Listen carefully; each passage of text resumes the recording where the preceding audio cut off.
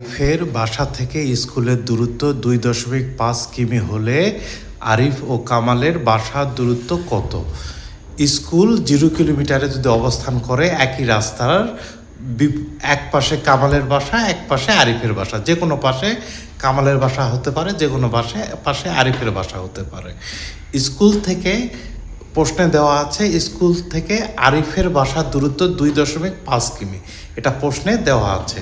আমাদের বের করতে হবে স্কুল থেকে কামালের বাসার দূরত্বটাকে বের করতে হবে, যেটা আমরা অঙ্ক সমাধান করার পর পাবো 3 কিলোমিটার, এবং বের করতে হবে কামালের বাসা থেকে আরিফের বাসার দূরত্বটা কত। কামাল যদি আরিফের বাসায় বেড়াতে যেতে চায় বা আরিফ যদি কামালের বাসায় বেড়াতে যেতে চায়, তাহলে তাকে মোট একই রাস্তায় কত কিলোমিটার যেতে হবে। 3 আর 2.5 ইকুয়াল টু 5.5 কিলোমিটার হবে। এটি আমাদের এখন সমাধান করে বের করতে হবে। দেওয়া আছে আরিফের বাসা থেকে স্কুলের দূরত্ব 2.5 কিলোমিটার। আরিফ ও কামালের বাসা হতে বিদ্যালয়ের দূরত্ব দুইটির অনুপাত 5:6। প্রশ্ন মতে আরিফের বাসা থেকে বিদ্যালয়ের দূরত্ব অনুপাত কামালের বাসা হতে বিদ্যালয়ের দূরত্ব 5:6।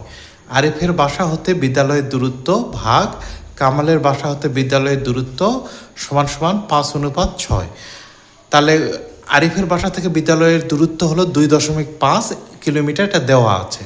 তাহলে কামালের বাসা থেকে বিদ্যালয়ের দূরত্বটা বের করতে হবে। তাহলে কামালের বাসা থেকে বিদ্যালয়ের দূরত্ব গুণন 5 আর 2.5 গুণন 6।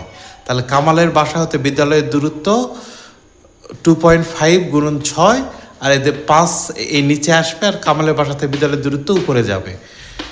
তাহলে 2.5কে 2.5 দিয়ে ভাগ করলে 1 হয়, আর 5 2.5 দিয়ে ভাগ করলে 2 হয়।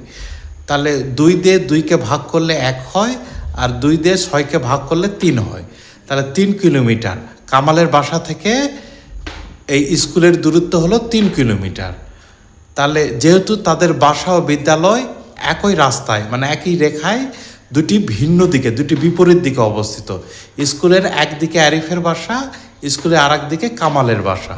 আমরা স্কুল থেকে কামালের বাসার দূরত্ব 3 কিলোমিটার সমাধান করে পেয়েছি, আর পোস্টে দেওয়া আছে স্কুল থেকে আরিফের বাসার দূরত্ব 2.5 কিলোমিটার।